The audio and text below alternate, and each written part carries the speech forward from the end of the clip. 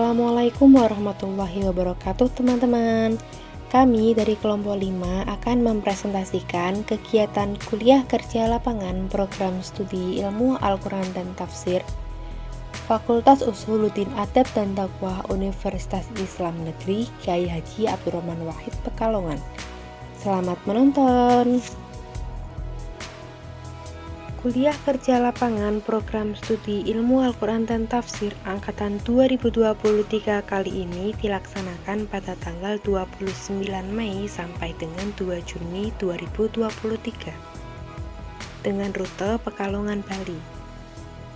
Pada kali ini, Universitas Islam Negeri Kyai Haji Abdurrahman Wahid Pekalongan mengajak kita untuk mengunjungi dua objek kegiatan KKL, yaitu Pondok Pesantren Bali Bina Insani Tolerance Boarding School dan Masjid Al-Mu'awwanatul Khairiyah. Serta tak lupa juga mengunjungi beberapa objek wisata yang terletak di Bali, seperti Pantai Kuta, Pantai Melasti, Pantai Tanjung Benua, Joger, dan lain-lain sebagainya. Objek pertama yang dikunjungi dalam kegiatan KKL ialah mengunjungi Pondok Pesantren Bali Bina Insani yang terletak di Jalan Raya Timpang Desa Meyeliling, Kecamatan Karambitan, Kabupaten Tabanan, Provinsi Bali. Pondok pesantren ini didirikan oleh Dr. Randes Haji Ketut Imaduddin Jamal, SHMM. Jejak sejarah Pondok Pesantren Bali Bina Insani di awal tahun 1991. Beliau saat memberikan tausiah di Perumnas Monang Maning Denpasar bersepakat untuk membangun dan memberdayakan anak yatim bersama Haji Sophia Dewa Pere.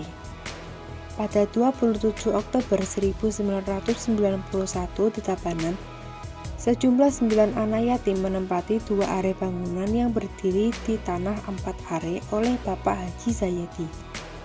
Pada 30 April 1992 didirikanlah Badan Hukum dengan nama Yayasan La Robiah.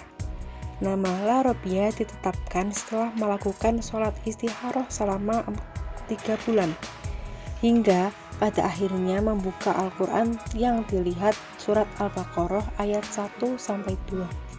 Pada tahun 1995 membangun asrama putra-putri, masjid, dan mes.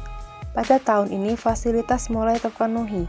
Pada tahun 1996 ada rekomendasi pendirian lembaga dari Bupati Tabanan. Pada tahun ini pula dibukalah Pondok Pesantren Bali Bina Insani dengan kurikulum pesantren Salafiyah dan Kholafiyah. Dari tahun 1997 sampai 1998 mulai didirikan lembaga-lembaga pendidikan seperti Madrasah Diniyah, Madrasah Sanawiyah, hingga Madrasah Aliyah, di mana dalam proses pembangunannya juga dibantu oleh masyarakat yang beragama Hindu. Pondok pesantren ini merupakan pondok pesantren bahasa Arab Inggris Bali.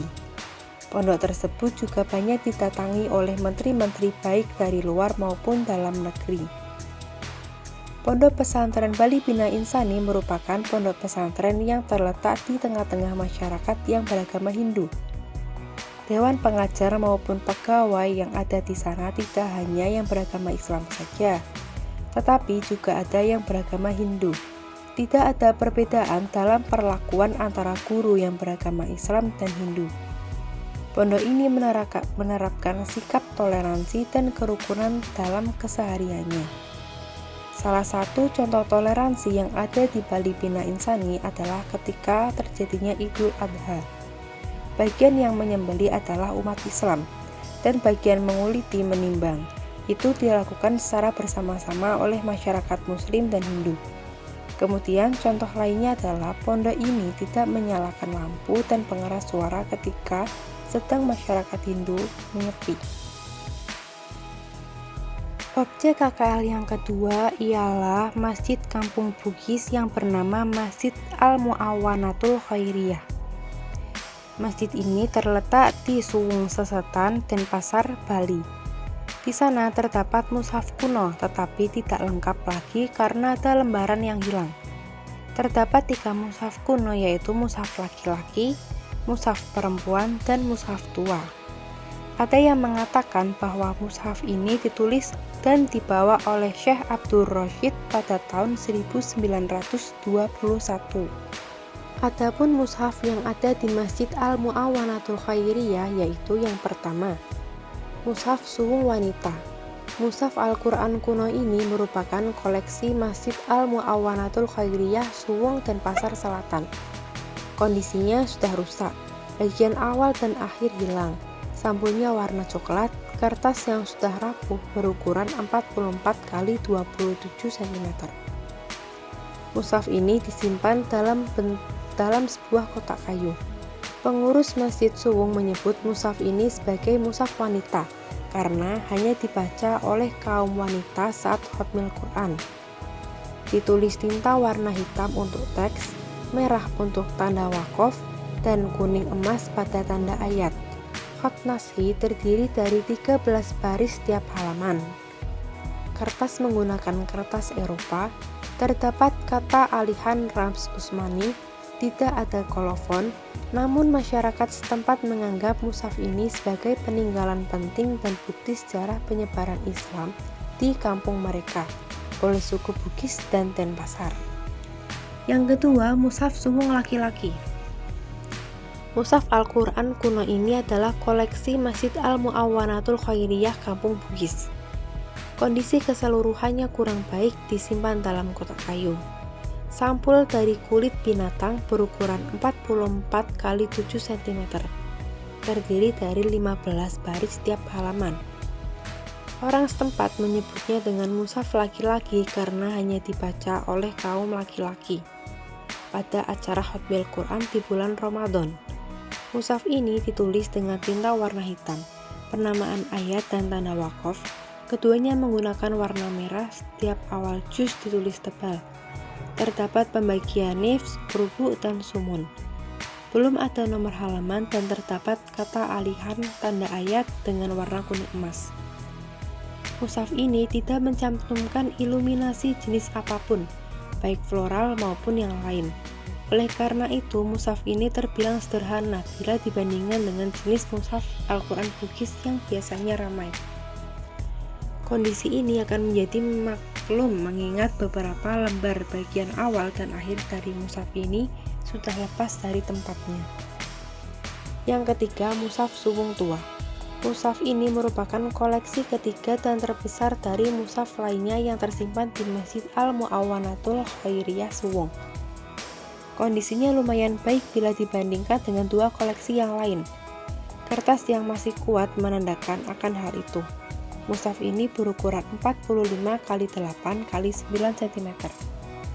Memiliki iluminasi berbentuk floral, terutama pada awal juz, pembagian juz dan hizb. Gambaran lainnya yaitu 15 baris setiap halaman ditulis dengan tinta hitam, namun surat menggunakan tinta merah. Akhir ayat terdapat tanda ayat dan tidak terdapat nomor ayat. Mushaf ini ditulis pada kertas Eropa cap VG atau Van Gelder. Terdapat keterangan hadis tentang keutamaan setiap surat pada bagian awal surat. Contohnya pada surat Ali Imran.